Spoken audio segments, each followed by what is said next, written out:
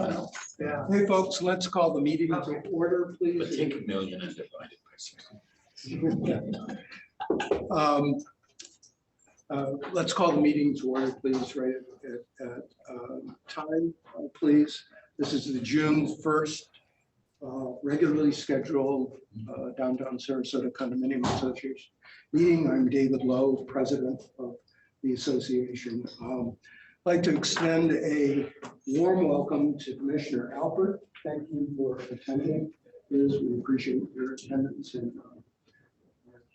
Commissioner candidate Kyle Shostak, former president of the prep board, is here with us also.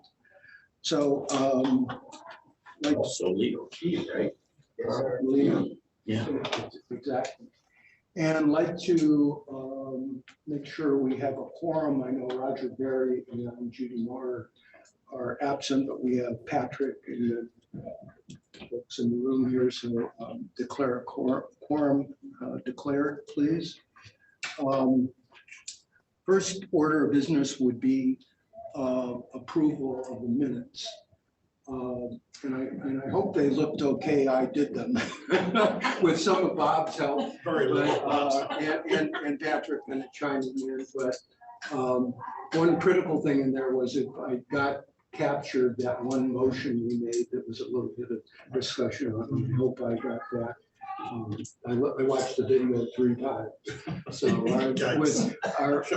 we have a motion to approve? Okay. Okay, second? Okay, all in favor? Anybody opposed? Okay, all right, minutes are approved. Treasurer's report. Clark, what do you have for us, please?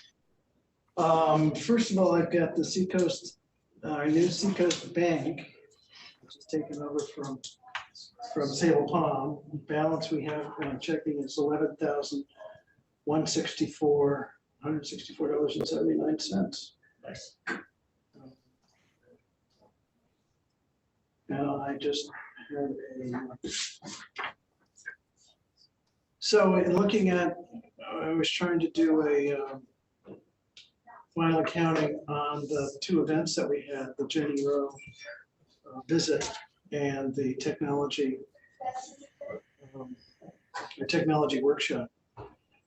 The total revenue on the technology workshop was $805. Now that's a combination of about 400 in admissions fees and another 400 in sponsorships. And actually there's another 150 coming from. I just ran that card yesterday for them, so I don't know if it went through.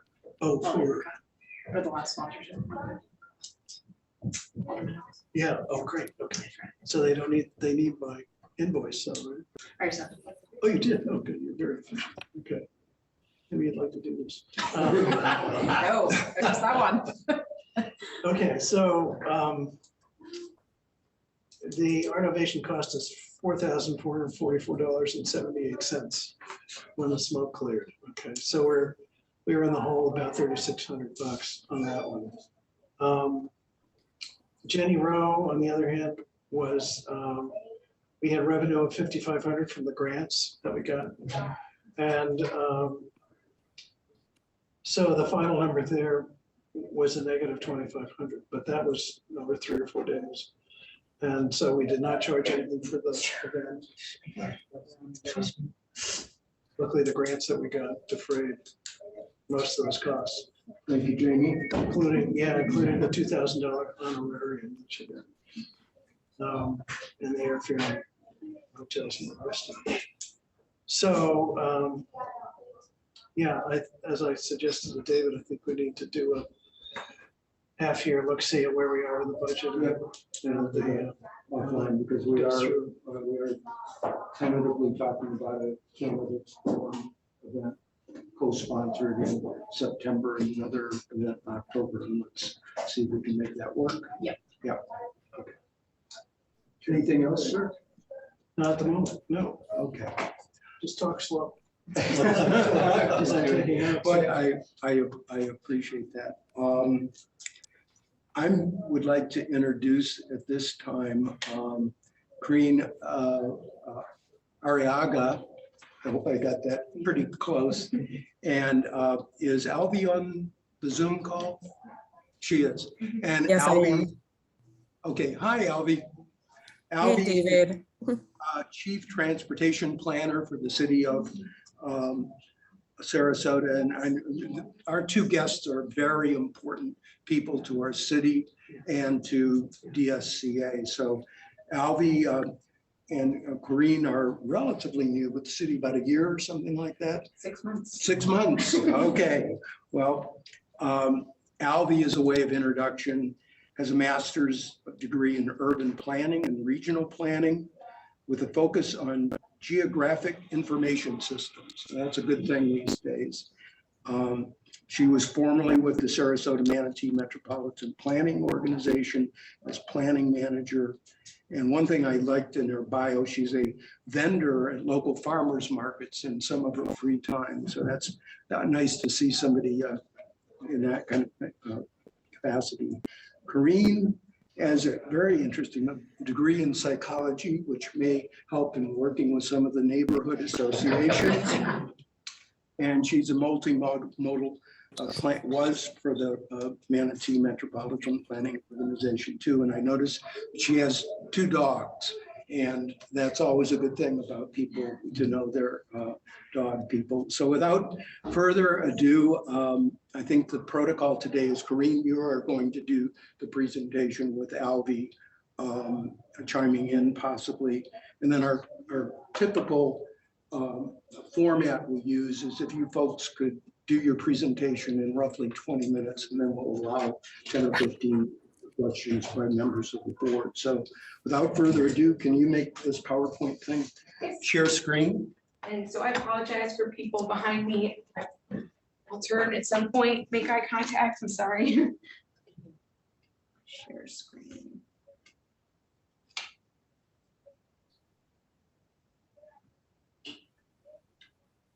Can everyone see the screen? Yep. Virtually? Yes, we can. Yes. It's coming across well. Good to hear. Thank you all. So Alvi and I are here today.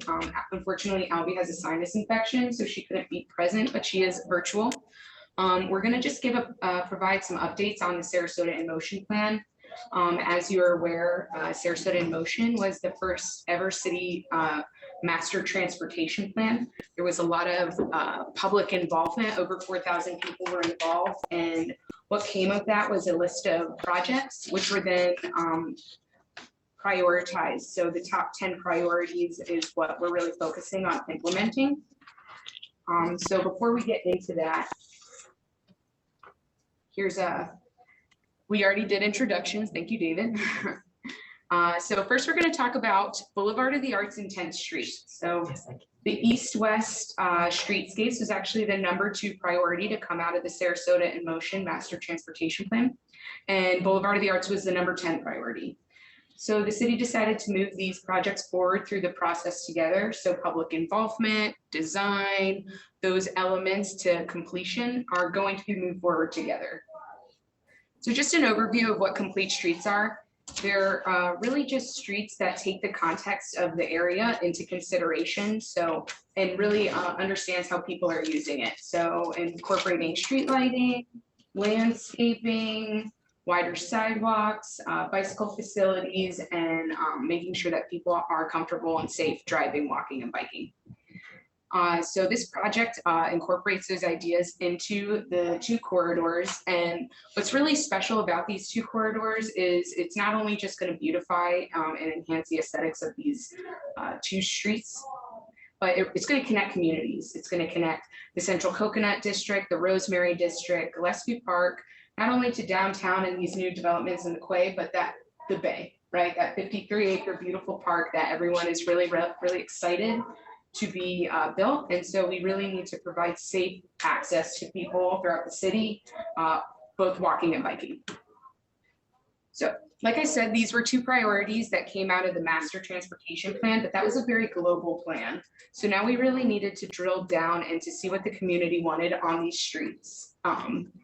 So we had a survey open in February for a month, and we really just wanted to know what people saw the function of the streets and what amenities they wanted to see on both of these corridors. It was advertised through social media campaigns from the city, the Bay Conservancy newsletter, and through RDA and also DSCA newsletters, which, as you can see, was really successful. We had over 1,000 people respond in just this 1 month. So people are really excited about these projects and and how we can reimagine these streets to provide a sense of place for the community. Sorry. So what were the results of this survey? I'm not going to go through all these bullet points because the reality is the bottom is the most important. For Boulevard of the Arts, what people wanted was an improved and enhanced pedestrian experience. And for 10th Street, people really wanted to see more safe multimodal options. And so now I'm going to go through the concepts and how these survey results really shape those. So the first is Boulevard of the Arts west of US 41. I know it's really small, but the typical section over here shows 12-foot travel lanes separated by a 10-foot median, 10-foot sidewalks separated by 9-foot landscaping median, so lots of protection there. You can also see different call outs like enhanced sidewalks, enhanced crossings, as well as art opportunities, so with different statues, as well as intersection and hardscaping opportunities to create a safe place. So continuing on Boulevard of the Arts, we're going to talk about the US 41 and Boulevard of the Arts intersection improvement. So the US 41 carries over 25,000 vehicles a day, and it is the spine of our network. So one of the goals was, so obviously everybody wanted a roundabout there, and unfortunately due to space constraints, it's not an option to have a roundabout there. So we really took this to heart and tried to identify what the best solution is for this with, where we can't put a roundabout. So we want to provide safety for all users and obviously provide an alternative. So the proposed treatment is a raised intersection. And so the goal of that is it's like a raised speed table. So people would have to take that intersection slower. And the idea is it's a 35-mile-per-hour road, and a roundabout would get people to go down to 25 through it, as with this raised intersection. So that's what we heard from the people that they preferred the most. It provides 4 high-emphasis crosswalks and provides greater, safer pedestrian and bicyclist access to the bay and to downtown and the other side of Boulevard of the Arts. So moving on to Boulevard of the Arts east of 41. So this is the full concept. As you can see, it's super tiny. So I'm going to go through little sections by sections. Here you'll see the Coconut Avenue intersection, and what's really emphasized here is that at these intersections, they've reduced the crossing distances, so that way it's safer for pedestrians. They're not in the travel lanes as much.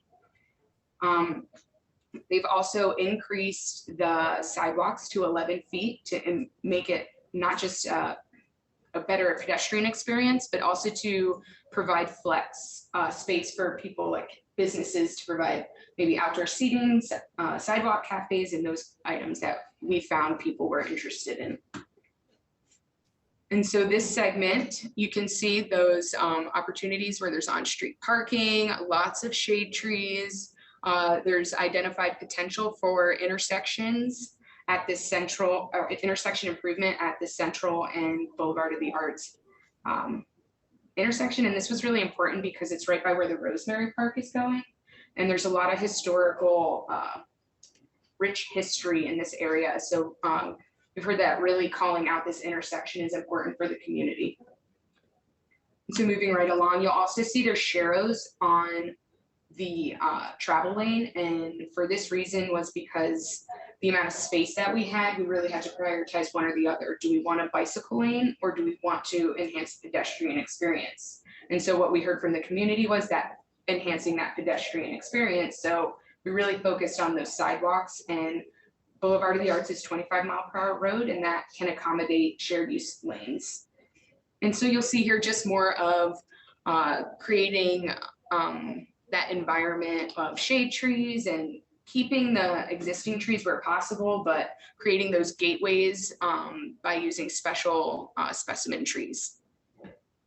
Okay, 10th Street. Again, really small. So we're gonna go through section by section, just like last time. So as you can see here at the top, it gives you a typical cross section. So we're looking at 8-foot sidewalks separated with a landscaping buffer, protected bike lane, 11-foot travel lane separated by a 12-foot median. So here you'll see that protected bike lane that is painted green at key intersections to bring attention to drivers that there's a bike lane, in addition to the protection that will be there. Moving to the next intersection, you'll see different opportunities for different landscaping in the median, as well as call outs for potential art opportunities. So I don't know if you see on Central Ave, there's a buffed out space. There's potential to put asphalt art in there and activate the community. It's called a curb extension. So it also shortens the distance, again, for the pedestrian to cross, therefore decreasing conflict points or risk of the person being in the travel lane too long. So this is the Lemon Avenue intersection. And so, like, again, we're gonna maintain the existing landscaping where possible, preserving the large canopy trees, the travel lanes getting 11 foot. So that way trucks and buses are also able to traverse. And then there are turn lanes for traffic flow. And so the final enhancement is the Orange and 10th intersection will be we'll be considering a roundabout, a modern roundabout, and this will enhance the efficiency of that intersection. It's also a gateway to Gillespie Park, and it's obviously an art opportunity for in the roundabout, and putting sharrows on North Orange and South Orange, so that way people know that that's also shared use space. What'd you say? What's that term? Sharrows? Sharrows, yeah, that's the terminology, but it's basically a shared use marking, so that way it indicates to both the driver and the cyclist that the full lane is used for both bicyclists and vehicular traffic. So you call it a share road? Sharrow. Sharrow. SHARROW. They like to make things fun these days. Engineers, they have a sense of humor. So, so public involvement, aside from the survey, we did have a public meeting on May 23rd. We had 2 of them actually. We wanted to divide the number of people that were in the space at one time. So we had one from 3 to 4:30 for the west side of Boulevard of the Arts, and 5:30 to about 7 on the east side. And that was, they both showed the same exact thing, and people were able to see the big rollouts and see all those concepts that you actually just saw today. And I think David was kind enough to actually print them on paper so you can see them up close too. So we understand not everyone's able to make public meetings due to anything under the sun. So we did provide an elongated public involvement opportunity where people can view all the materials that were presented today and at the public meeting at that URL. And I can provide this to David so that way he can spread it and you guys can just click the link. And then we're asking people use the online comment form to submit their comments, and comments will be closed by June 3rd. So this Friday by 5 o'clock. Okay, so that's Boulevard of the Arts and 10th Streets, but there are some other priorities in the Sarasota motion. So St. Armand's, Complete Street. They're working tirelessly to get the RFP out for this July. So they're hoping to start that project in this current fiscal year. And so Main Street redesign is going to be picked up kind of the same way this St. Armand's RFP is. The full scope of everything from the planning analysis and environmental reviews, including design and grant development. How can we leverage our funds to get more funds from, especially this federal infrastructure bill? So that's where I end my presentation. I did provide our our emails, Alvi and myself, but I would like to just see if Alvi had anything she wanted to add on the subject before I kind of give it over to David. No, I think, Corinne, you covered everything perfectly. And if you guys have any questions for us, it's up to you. Well, with that said, So I'm thank gonna you. stop sharing. Yeah.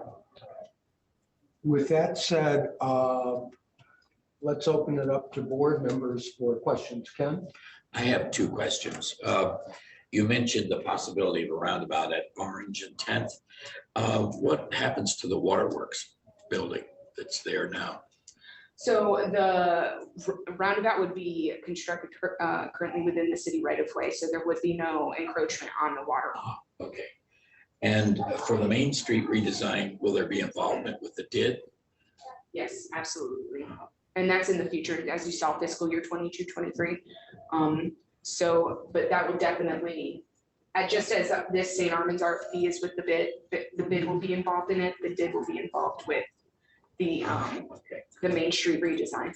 And that's the downtown improvement district and then the business improvement district. So, sorry, my acronyms are. One thing that occurred to me, I guess it's difficult without it up on the screen, but on Florida, northbound past the school on the 10th, there's no way to make a left-hand turn there. And I'm thinking with City Side 2, the Bayside Club coming, and with parents picking up kids, was that a conscious decision to not allow a left? I know I'm talking against purposes. I'm supposed to be talking more about walking, but I'm also thinking about functionality. Did you folks consider that? So currently there's a median blocking off those turns on Florida Ave. So we are not, our plan is to just keep it as it's existing today. We have had some comments and some questions from property management people on 10th. So we are looking at the data. We are looking at current and projected travel demands. That's going to be included in this, as well as the traffic studies that were done by those development projects, and really assess if that left-hand turn is necessary, because the data and those future data to 2045 is going to tell us, because that it's important to see what the data shows. Yeah, I would suggest you look at that. Yeah, we are Meet looking with at it. you kind of offline. Yeah, it's brought to our attention and we are looking at that. Anybody else? I have, okay, one, Jim? Yeah, just, Oh, yeah, right ahead. Kathy? Oh, no, just so what is the timeline, especially for the Boulevard of the Arts and Tamiami? What kind of a time frame are you looking at? So right now we are working on finalizing the concept. So after that public comment period ends, every comment we receive, we're going to work with Kimley Horn and Associates to review them and see how we can incorporate them, like the Florida Avenue. We're going to see based on the data, what can be done. And we're going to kind of put them in a final draft version. We're going to bring them to the commission in the summer. And then, so that would address, I mean, I'm just trying to look at, all the development that's going on there. We have, the peso and the other buildings that are going on. I mean, I'm trying to get that to line up with completion of the amount of investments that are going to be using that. So we're on I can tell you that because of the infrastructure bill, we are on a very tight schedule to try and move this as quickly as possible. I will let you know that transportation projects usually take 15 to 20 years from start to finish. And we're working from an idea on a piece of paper and moving it along the process. But our city engineer is very ambitious and we really want to tap into this infrastructure money. So we're hoping to get this done in 5. Jim? Where's the question? I think for the moment, yep. Corinne, thank you for your presentation. I keep noticing the frequency of emphasis on wide sidewalks. How do we coordinate your recommendation and Marlon's recommendation for wide sidewalks with the engineering staff's recommendation for 5-foot clearance as sufficient when we're trying to pull thousands of pedestrians down the sidewalk. We have city commissioners who think that 5 feet wide or 5-foot clearance on a 8 or 9 or 10-foot sidewalks, and they prioritize cafe seating over pedestrians. So how do we merge those two concepts? So I think there's some zoning text amendments that are coming up, and that would be an idea to get in at that, because all of those clearances are within the zoning code. You make a recommendation? So we're working with, we are working with the planning department in that, the zoning. We're working with her to identify sidewalk widths and setbacks on the downtown core. So we're working with her on that. So that might be in conflict with Dan Ornstein and your boss's, the engineer's recommendation for 5-foot clearance. So Nick. sorry, I can't really speak to that right now. I'm sorry. I can take that back. That's the obvious conflict that we have is Sarasota in motion, but the pedestrians are not the priority. That's the problem. Cafes and restaurants are the priority, whether you have 7-foot or 9-foot. It's all constricted down to 5-foot because the commissioners and the engineers think that 5-foot is sufficient. And there's nowhere in the country where they'll tell you a 5-foot on the main pedestrian corridor is sufficient. We'll keep that into consideration as we're working through. And just one, unless, does anybody else have anything? Yes, yes, David, Oh, you have okay. other board members on the line. Okay, I didn't hear you, sir. Patrick? Okay, thank you very much. Yes, I have a couple questions. One on the Boulevard of the Arts and 41 intersection. The diagrams show the eastbound traffic lanes being reduced from 3 lanes to 2 lanes, essentially putting the straight through and right turn into 1 lane as it backs up. What traffic data have you accumulated and future projections based on the 4 large condos to be built in the next 5 years to justify reducing the number of lanes eastbound at that intersection? Yeah, so we've had some preliminary data. It hasn't been finalized, but what's showing, we use AADT, or annual average daily traffic. And what's showing is even the projected number of vehicles that will be traveled into 2045 are still below the number that FHWA recommends to do a lane repurposing. So I don't have those exact numbers in front of me, but those were the preliminary, those were what the preliminary assessment was showing us. I see. And have you had any further rethoughts on the feedback you received at the meeting at the far west end where on the streetscape, far west end, south side sidewalk? Any further changes? Or are you still going forward with what you proposed with extending the sidewalk? Yeah, we're waiting until all the public comments come in by Friday to really look and assess overall what people are thinking. So we haven't made any changes to anything yet. We're just looking into things as we receive comments. You stated that the 2 strongest things you were doing, trying to beautify the streetscape and to make safe access. And as was feedback, what you're proposing by extending that sidewalk on the south side of Boulevard of the Arts was going to pave over existing landscaping, award-winning Garden Club awards for the last 40 years. You want to pave that over, and that will increase the pedestrian traffic across 4 lanes of curb cuts, traffic coming in and out of the Beauciel and the Condo on the Bay, creating an unsafe pedestrian conditions than it is today. And strongly urge you to reject that extension of the sidewalk, creating unsafe conditions. Yeah. We'll take that into consideration. Yeah, just, I think that's been about to do it for time. I just hope, as you consider these plans, the overall context, in the next 6 to 9 months, I estimate 250 more trees will be removed in the Rosemary for developments. about 400 apartments or condos are going to be built along the Coconut Corridor. So the rosemary is losing some of these majestic trees for reasons we understand that they were diseased or dangerous. 12-foot in diameter banyans are gone as we speak. So I think it contextually makes these streetscape efforts with canopy trees that much more important from a big picture standpoint, because we're losing hundreds and hundreds of trees with just a few projects and hundreds of more apartment and condo dwellers. So please be making the case with others in the city about that. So but we appreciate you and Alvi. Hope you feel better.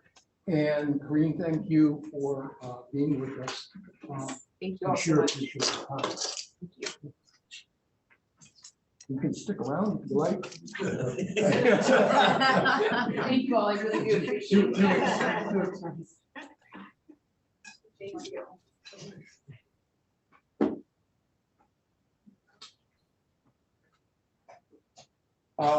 One thing I wanted to do now, let's see. Robin, are you with us from Epic Condos? I'm right Oh, here. oh, a real person. Strategically placed by the bar. Like stereo. We are pleased to have an application or Epic Condos wishing to be a DSCA member. And I guess the first thing is the formality. Do we have a motion to accept them as a new member of DSCA? So moved. And Second. All in favor? Well, Aye. welcome. Aye. Welcome, Robin. Thank you, we're delighted to be members. Good. And tell us just ever so briefly about your building. And it was finished last year, is that It right? was finished in April and May of last year, and almost everyone has moved in at this point. There's still a few people who haven't. It is about three doors or three buildings north of Selby Gardens on Gulf Stream. It's the big glass building. It's a very modern building, and Oh, wonderful, welcome. We look forward to your involvement. As last month, we had the Ritz residences join in the Quay property, so we're pleased to have you become another member. We look forward to committee participation and input you might have on. Robin, what's your last name? Grossman, GROSSMAN. So are you gonna be coming to our meetings? Either in person or Zoom. Oh, good. Good. Let's, under old business, the comp plan amendments, let's cover that under zoning if we could. And move on to Kathy, do you have any city updates? No, other than I know that there was a quite lengthy meeting that came up. I couldn't believe that it went on for as long as it did. And it was all the discussion about the building heights and density, and it seems as though they're teasing those two separate pieces out. And looking to get, a motion was held to have more community discussion regarding the building height. There seems to be a lot of misinformation and discussion about that. So that is out there. And then the other thing that I think just in coming up, the Sarasota players and what that is all meaning for us and the different impact that could have on us. I know that they are no longer in Lakewood Ranch or a place, a home. So that's the big thing for right now. Okay. Did you lose a Let's come wheel? back to that. Yeah, we'll come back. Okay. You will have received in your backup packet for today, my latest in the weeds look at construction estimates. And I just wanted to share that. I refresh that every 3 or 4 months and just to show the beat goes on with the building, the plans, and some of those. In fact, Earlier today, I heard that the Hyatt, which is going to be demolished as soon as a year from September, for a probable hotel condo combo at 18 stories. So these projects are just continuing at a rapid rate. And we'll have seen in the estimates, I believe I shared with you, Commissioner, if you had a chance to look at it, the developments along the North Trail. And it's just like, I think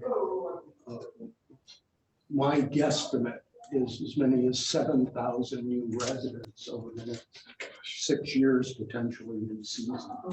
You know, David, one question I had for that, and I was trying to follow it because of course there's a lot of discussion about it, the Miramar Plaza on 47 South Palm, and where that's at. It seems like that is a part of a historical property, I understand. And it seems like that is all still to be determined. Doing a little digging in that online, I think there's certain things that are still outstanding on that.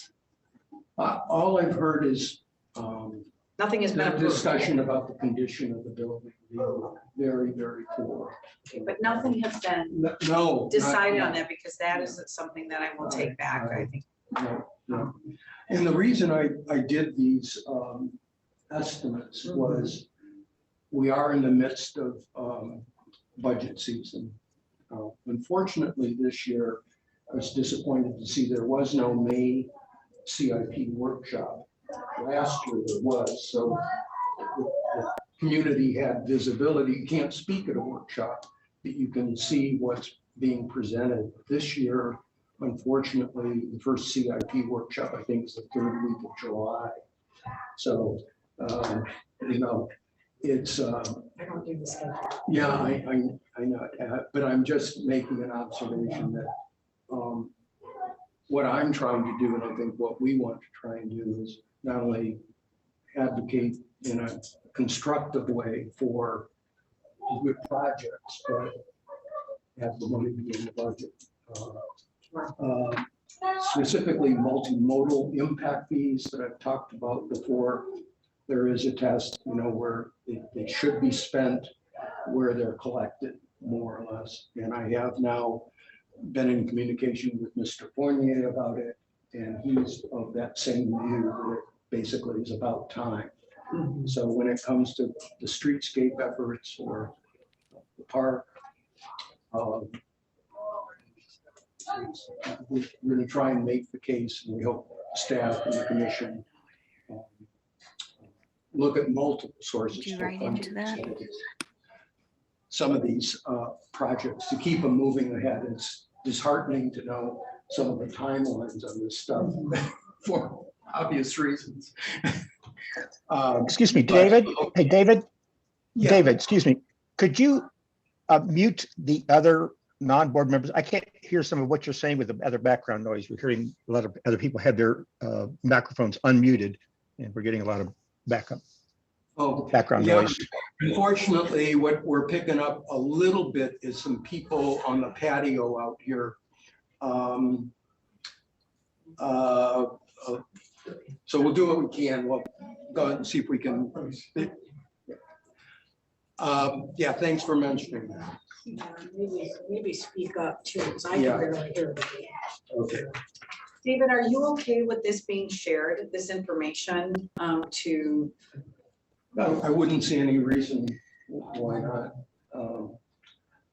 The other thing I am working on in combination with the Van Wezel Foundation is to see what help I might be in their TIF estimates unofficially, but one, you may have recalled me writing about the TIF contributions for the first year were 50% more than originally anticipated, which is good news, I guess, when it comes to monies being available to support the Bay Park, Performing Arts Center, and even infrastructure, connectivity-related infrastructure in, say, the Rosemary.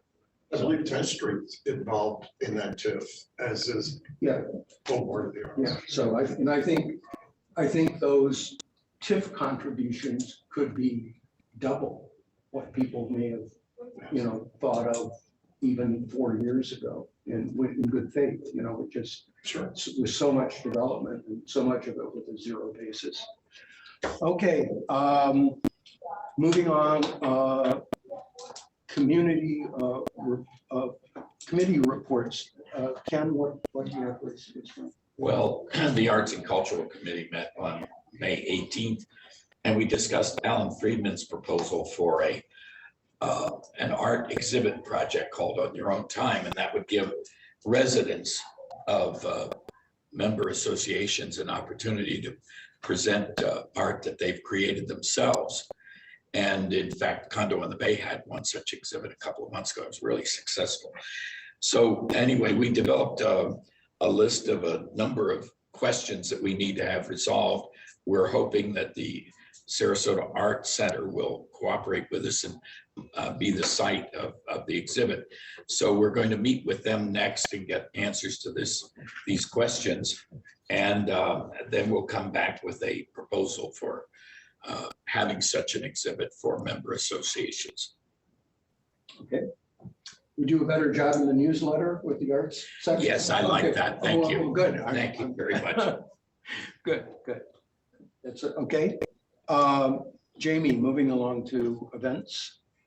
We can recap the event that we had recently, the tech event. I think Clark pretty much gave the numbers for that. So we're kind of hoping it would be a little bit more well attended. It wasn't, so we're going to kind of go back to the drawing board for the October 18th event. So work on getting more sponsors. They'll be a little bit earlier.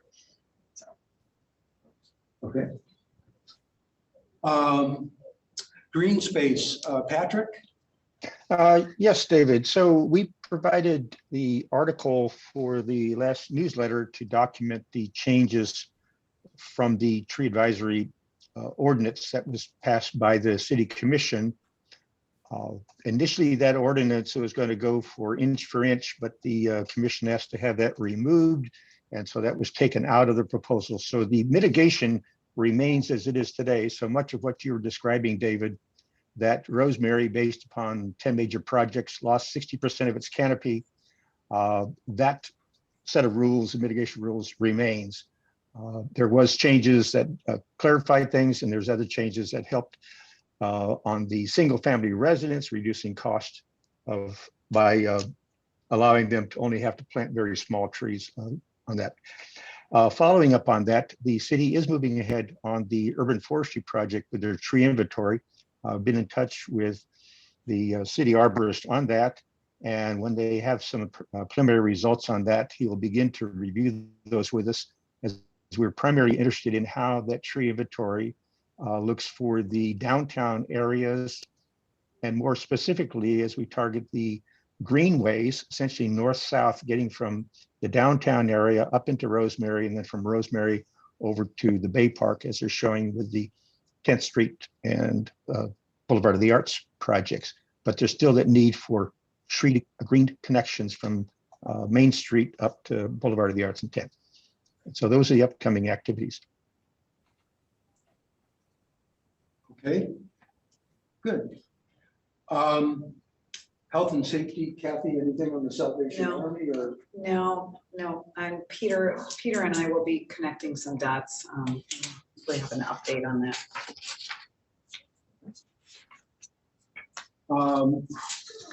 On transportation, I think we got that from Alvi and Corinne. Any further discussion about transportation?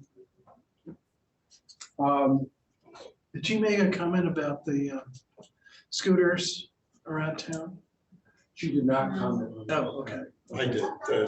Basically, there was a note from the city doing an interview on SNN that they had 1,000 riders on the scooters on Memorial Day. So I think All age 14? older jump ball. I should add here on transportation, one topic that is kind of a lurking issue that is going to be addressed, and that is parking. With this development in the Rosemary and the park and restaurants and stuff like that, parking in the Rosemary, street parking parking availability is becoming more of an issue. Also, with the Bay Park going to be opening the southern portion of the park in 6 months, they've lost 80% of the parking that was at Gee Whiz, right? Now, granted, there's parking up, but as far as more convenient parking. And the other factor here is the Performing Arts Center and their quest to find parking options. They feel, as far as I'm told by Cheryl Mendelson, that they feel their need is 1,000 total spots. One controversial location that is being more widely discussed is a parking structure at the McCowan parking area on the north side of their building that could service centrally the Rosemary walk over to the bay. And, so there is a concept, and it's somewhat of a discussion, that would be a structure there with some degree of affordable housing on the higher floors. So controversial, yes, with the residents there, but is there a way that such a model could be discussable and end up with 300-400 spaces there, not everything that's needed. But this parking issue is not going to go away. It's going to have to be, see 3 years from now, people going, oh, what were we thinking? And so the idea is to try and anticipate that. So that's one transportation thing I've become a little bit involved in. EV charging, we don't have Roger here, but I mean, I keep reading every day. There's not a day that goes by where you don't see something in the business press about the tsunami of EVs coming with all the new models and gas prices the way they are. So it's just a thing that for the city to think about, and all the implications of this, going forward. It is just some of the numbers being reported in the press now. The projections in 6 months are 50% off or something. So that's coming. There was an article in the Wall Street Journal this morning, and it talked about there's quite a bit of federal money being used or will be used to create charging stations. Yeah. And it's going to need to be, in a lot of cases, these supercharger things, because these 240 volt things you can get, 15 miles an hour, per charging. So it may be a solution in somebody's garage overnight, but it's going to need these other ones, and the hope is that those will come along and actually be an amenity for us in the city. Under zoning, just one sidebar comment. Before the planning board this coming week is the alcohol production agenda item. And it's an agenda item related to allowing brew pubs, micro distilleries, and that kind of stuff, and under what conditions. So if you're interested in that, my eyes glaze over trying to understand all of that stuff. But it looks like there's some movement to relax those, again, as a amenity that younger, older people, would love to see in our community, properly controlled and located. So that's coming along. Now back to the matter of the building height and density and so forth. And you may recall at the last city commission meeting, there was a approval, I guess, a 4-to-1 vote to move the recommendations of the planning department for review at the state level, but not the height related items. The commission did direct the planning staff to go back and hold more community workshops, getting input on heights and bonuses for affordable housing and so forth. I have spoken to Steve Cover about that and exchanged an email earlier today to confirm my understanding, but it's my understanding currently the planning department is not planning to come back with a community workshop anytime soon. Patrick and I have had some discussions about, is there a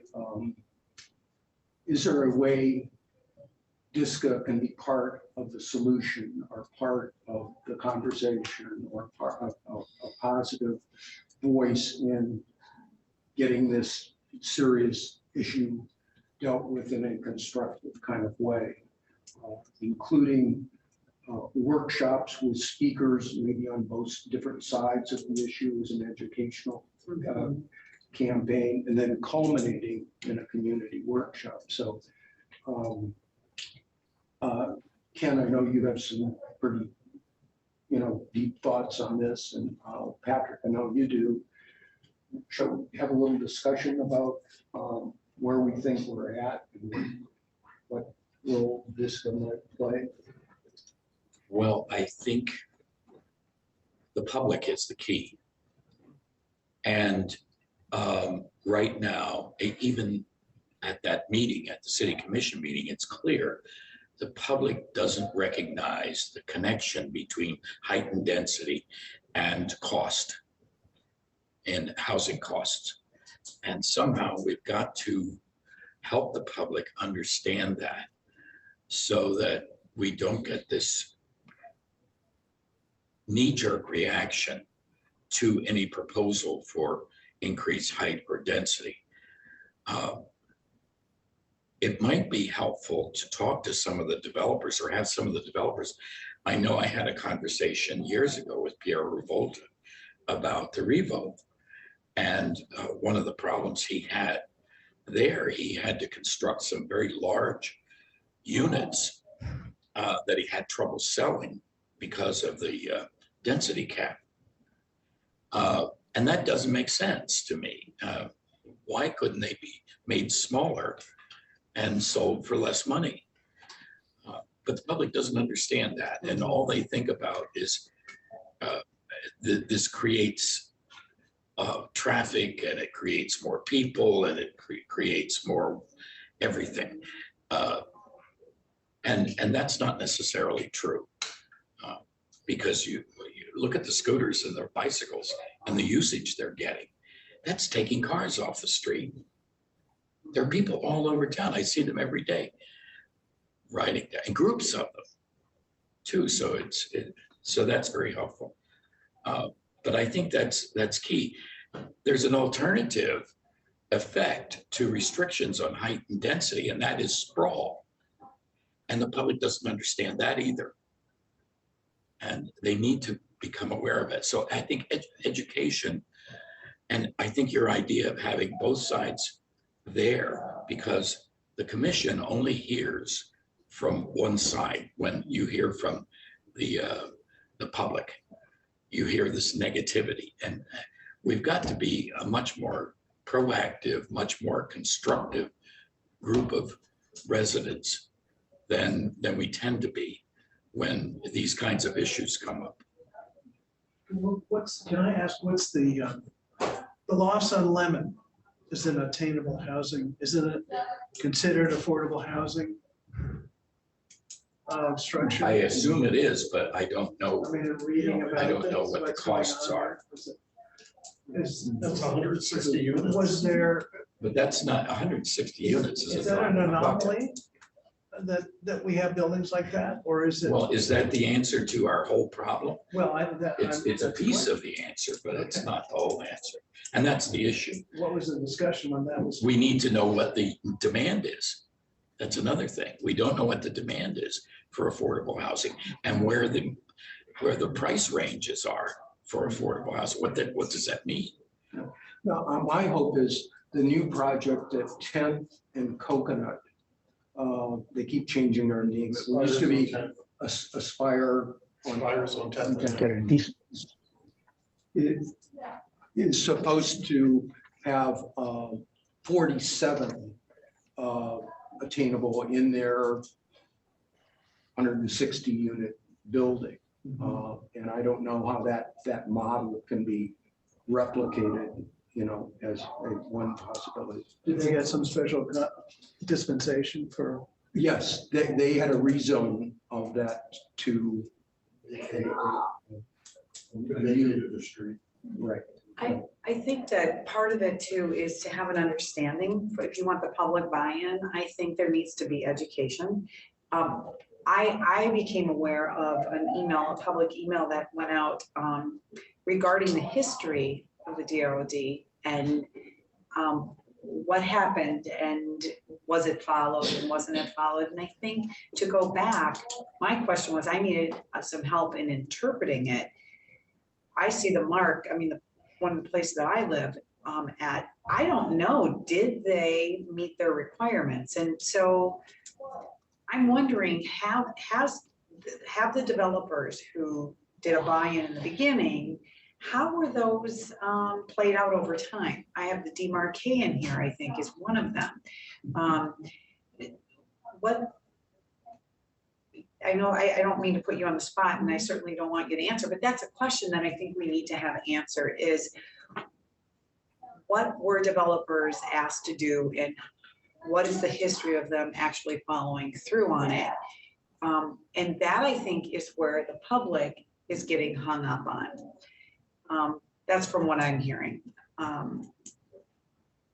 Patrick, can you maybe amongst the most knowledgeable people in the room to talk about this, your thoughts, because you and I have talked about this a couple of times. Well, I would, in my room, yes, but in your room, I would defer to Ken as the most knowledgeable. And I agree with Ken and also with Kathy that the public and us too needs education. I think, it's very clear for those of us who sat through and listened and watched the 5 hours, 6 hours of testimony. I didn't find it all negative. I found it quite educational.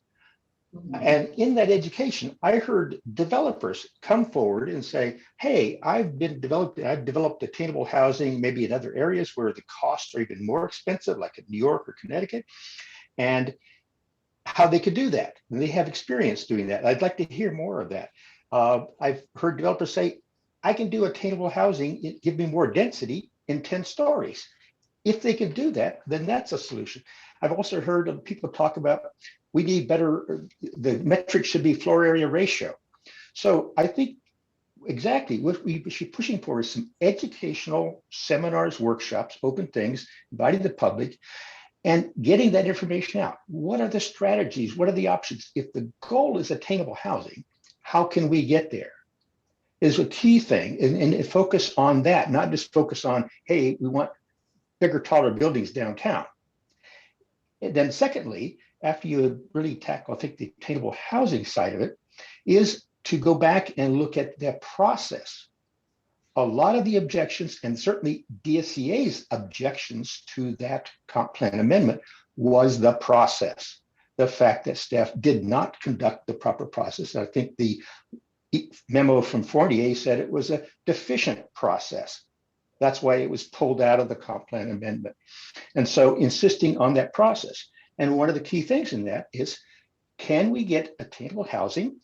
Can we increase building heights downtown and still leave the building height in the comp plan? We did it for the Rosemary District, our Residential Overlay District 2, and it flew through with community support. So I believe we can get more density. We can, in fact, get some height increases with full community support, or at least a broad community support, if we're properly educated and the process includes the community input, and that process remains with community input, with the heights left, whatever they get changed to, still in the comp plan. So, but anyway, I fully agree that if we can put together some ideas on a series of kind of workshops, or at least here's the questions, here's the topics. And I think both from Kathy and others, we kind of put together, David, a kind of a list of key questions, issues, things that could be brought out in a public meeting, or a series of them, and then work with staff and see if we can, or even with maybe with the DID and the DSA to support that, or at least probably with the DID, I guess. anyway, that was my thoughts. We should move forward with some kind of a series of community educational meetings. And then after all of that, then staff could say, well, gee, what should be changed? Maybe it's simply more density in certain areas, more, maybe some height in some areas. And then they can put together the draft comp plan amendment. And with that, then hold a formal community workshop. So that would be, like I say, my suggestion to the board here is a possible way forward. Thank you. One thing that I learned, and I don't know if this is right, I'm seeing it in this email, is there truly a trust fund for affordable housing and a trust fund for transit in the development of the downtown? And that's what I'm saying, that the DROD created the provision for an affordable housing trust fund to help support affordable housing. And also they set up a transit development trust fund to help support the development of transit facilities. Do we know of that trust fund? Is that? I know we do have the affordable housing trust fund. I don't know that, I don't recall a transportation trust fund, but maybe there is. But we do. These are things that would be good to know. I mean, I think so that everybody has the same information and we're all understanding it. Well, I will take it on in partnership with a few of us to try and do something, but I think it appears that planning department is not currently running with this. Well, maybe we have to do it ourselves. Yeah, and Maybe let's see what we can do. Yeah. But I think one important thing is not to make it so complicated that it takes a long time. Costs are rising rapidly, particularly with housing. And if we just sit here and until everybody is absolutely satisfied with the conclusions, we're not going to go anywhere. We're not going to get anywhere. And the big thing that I'm advocating for is 3D modeling. That was a I good know suggestion. that I've now heard from Steve Cover, Pat Robinson, that the city staff has had some meetings with firms that do that, and they're seriously considering it, because I think even if it's pretty darn expensive, I think it'd be the best money ever invested that would pay dividends for. And further, that the technology on that has moved so far, it's no longer bleeding edge, 10 years ago.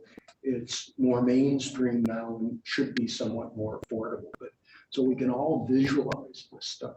All visualize new housing by requiring or just having the city do 3D modeling of new construction. Yeah, I know, I've read about some cities that require when a new project comes along that somehow the developer pays to have his or her project added to the model.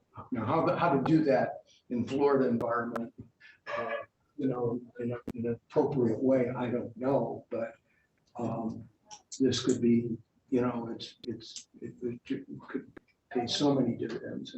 Well, inclusionary zoning is another issue.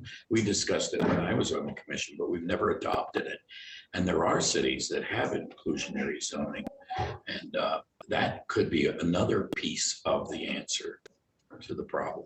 Well, actually, the city, for the Quay development, required a 3D model of how they foresaw that project being developed. And that was prior to the crash, when it was going hot and heavy. But they did have a huge 3D model of and some projects are doing it for marketing reasons, not for regulatory reasons. I think it was fully short requested. But anyway, I sure hope that can move ahead, and as budgets are discussed, that be, I don't know if that could be a capitalized expense because of its life, but somebody else to figure out. You get a 14-year-old to do it. Yes. Because they're the ones that are gonna know how to do it, probably, and Yeah. it's done. We actually asked, at some of the young people at Ringling, could they Yeah. intern yeah. on some of this, or get community involvement in some way that doesn't turn out to be a bureaucratic mess. Yeah. You ought to talk Parts to of Larry Lough. Thompson about the collaboratory. Do you know about that? No. That might be the mechanism. They have this organization there that works on issues like that. Okay.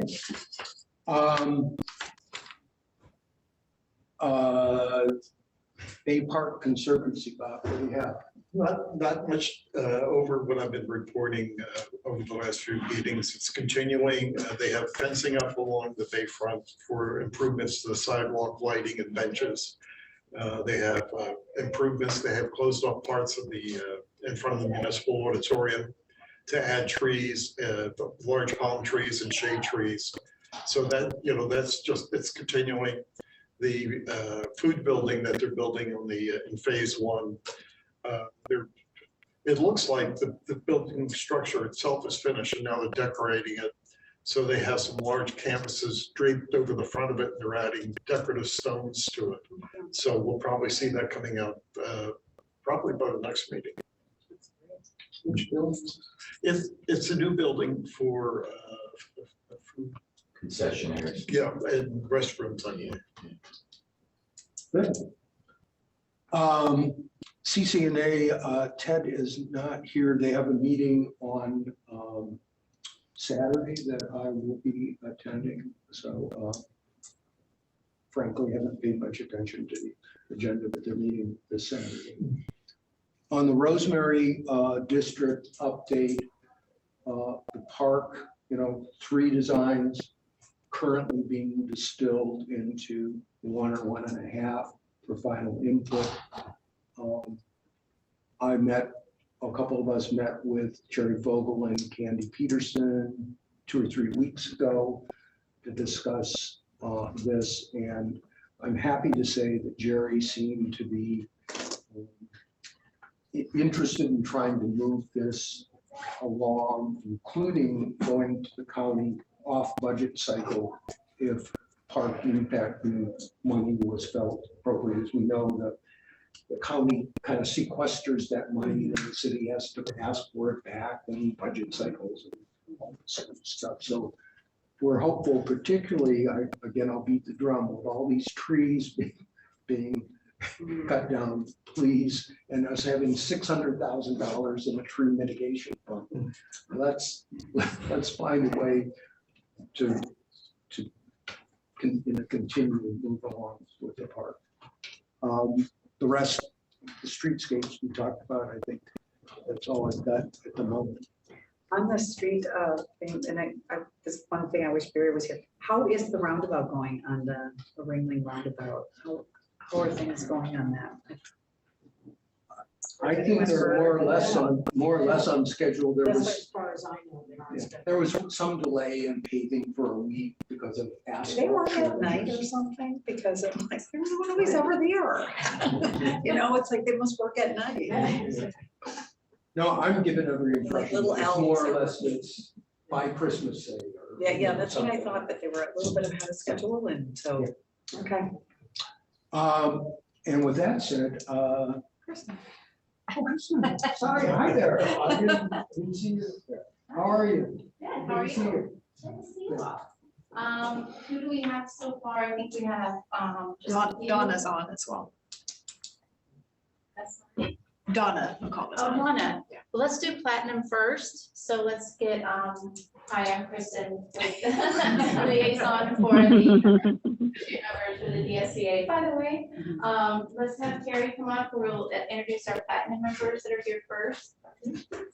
Hello, everyone. I'm Carrie, and I'm with Socotech Engineering, and we provide services of structural analysis for buildings, any reserve turnover studies, roofing, waterproofing, any kind of water intrusion that you would have, concrete issues, pools, parking decks, planters. We can help you with that. We provide the specs for the work, we send the bids out, and we get them back and follow through the project to completion. So that's what we do.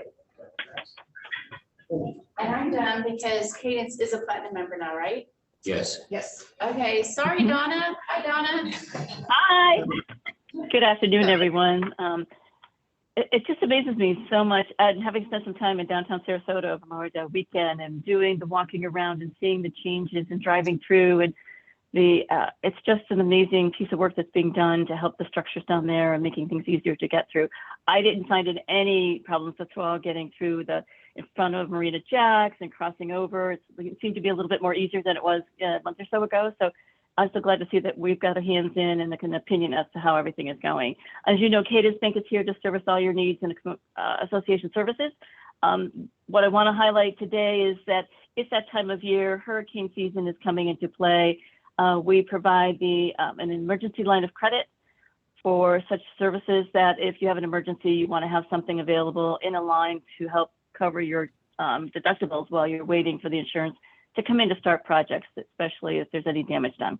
As well as that, we also have the insurance premium financing line of credit. And as we all know, insurance keeps going up. And so we offer an opportunity to provide you with some kind of financing to get through that period also.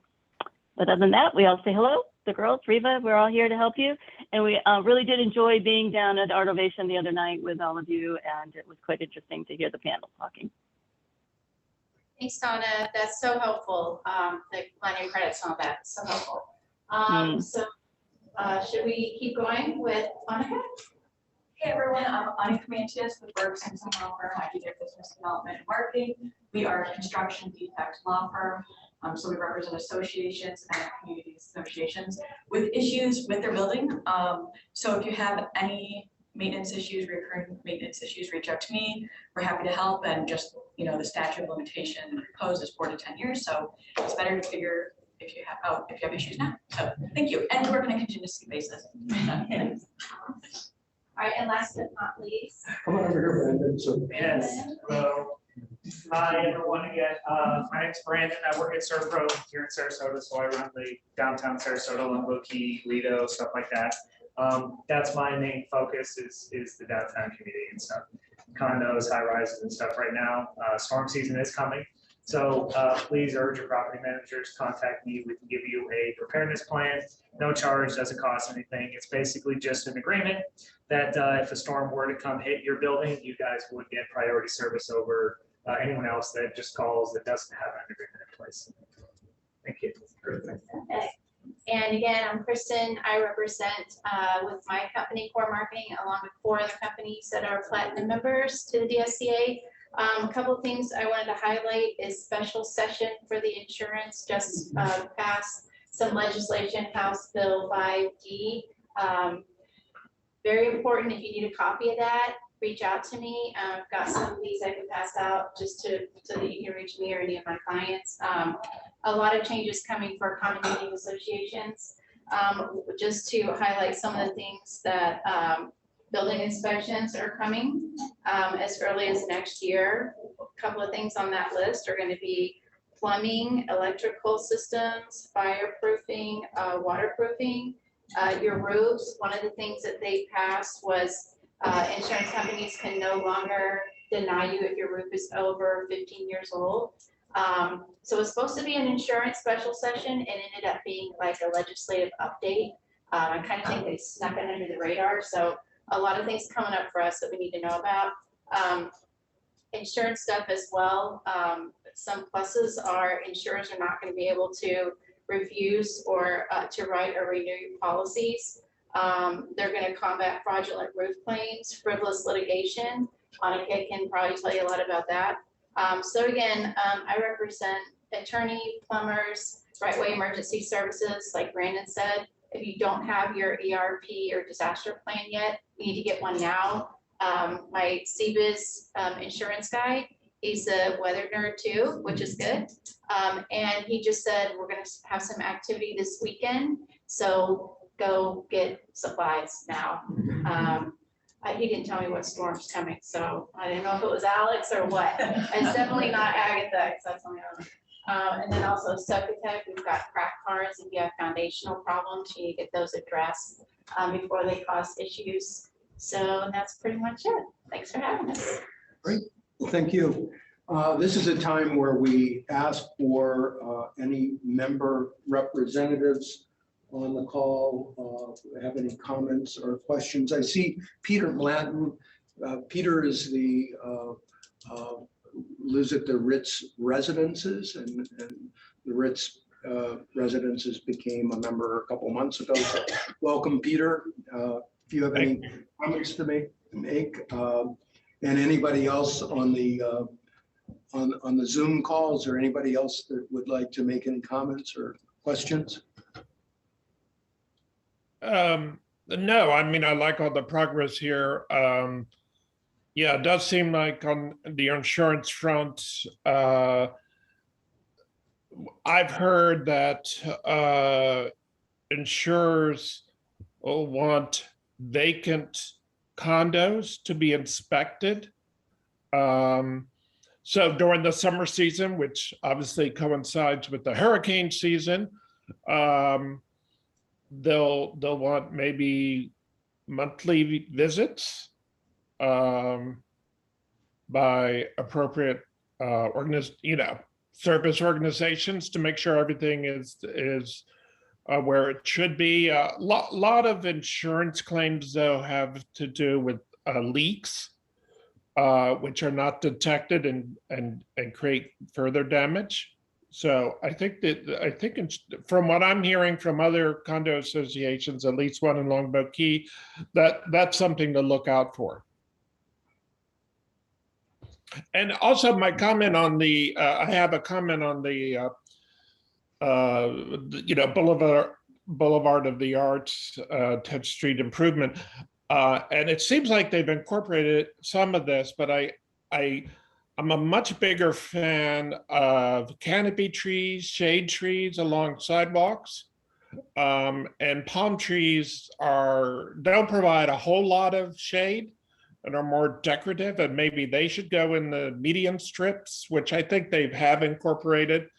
But my comment is really that given the sun that we have, we need shade, and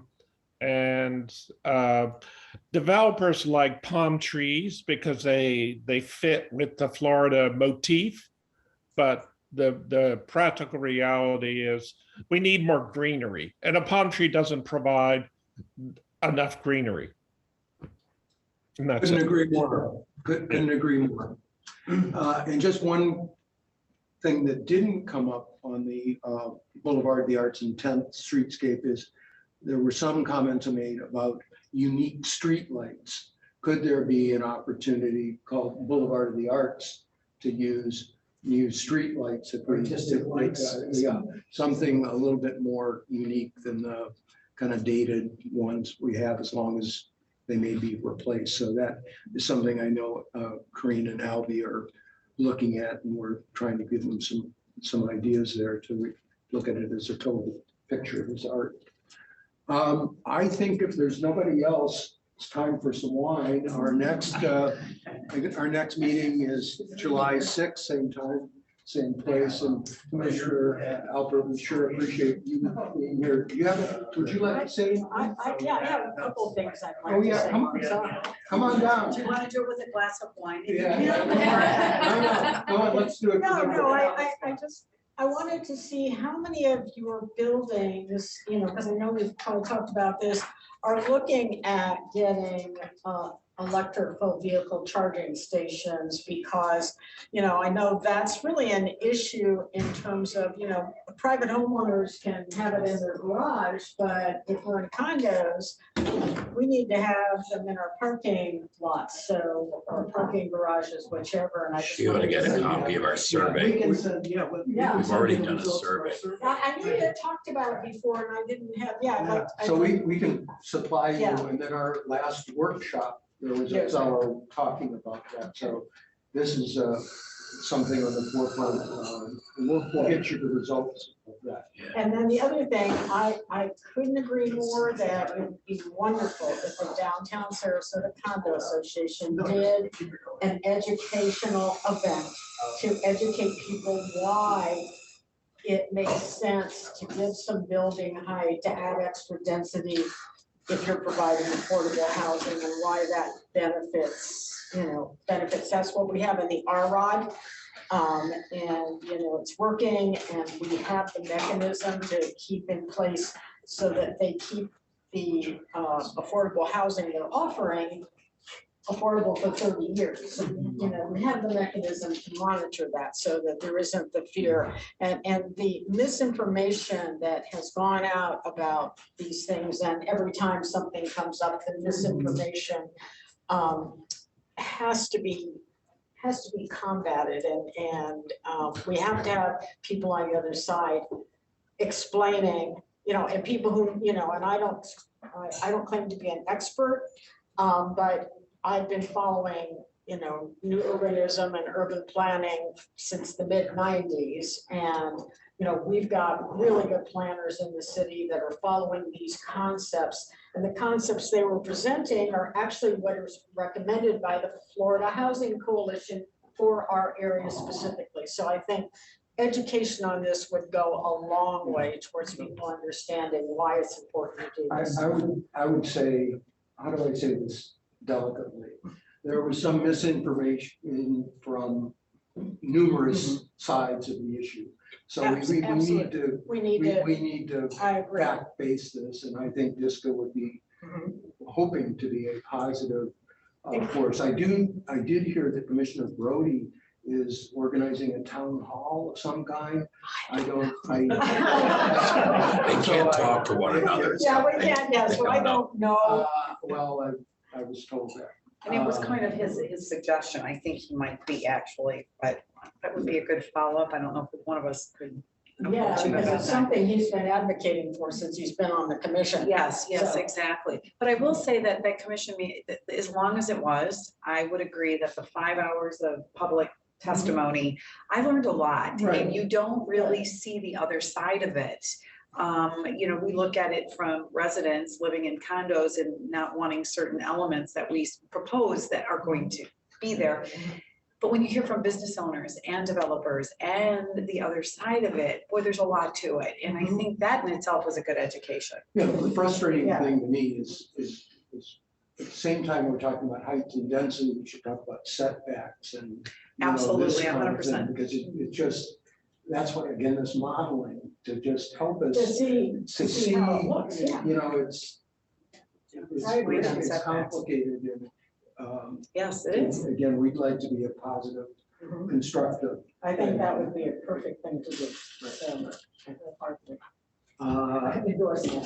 That's it. Anything else? No, that Okay. was, yeah, and Fruitville Road, I haven't lost faith. I'd still like to see that connectivity. So I'm hoping, you know, with the infrastructure money, maybe there's a way to bring that up again in terms of connectivity. So that's my only other thing I'm advocating for. Well, on that point, when Jenny Rowe was in town, she has introduced us to a firm that specializes in temporary road closures. So they'll come in and experiment on a Sunday afternoon in August, you know, with no roundabouts being constructed, with skinnying a road or something. Seeing what happens. And seeing what happens. And we're supposed to have a introductory call with that firm to see what there may be in it for experimenting around here at relatively low cost and tinkering with whether it be Fruitville or Maine or whatever. So that area, we're working on. Yeah, but until you have the roundabouts that also keep traffic flowing, you really can't get a good feel for it. But Kristen, someone always said when you're going to completely change the subject, you should say segue. So I love all of that, but I'm going to segue before you close, if I could. There's a Hurricane Expo tomorrow at the Longboat Key Chamber. If anybody missed the one in Sarasota, it's going to be tomorrow at 3:30. Just wanted to let everybody know that. And they're going to have Sarasota and Manatee both there to show both sides. Hurricane Expo. Yeah. Ed McCrane will be there, and disaster kind of planning.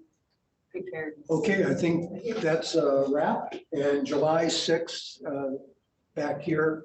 And thanks everybody for participating. We're adjourned.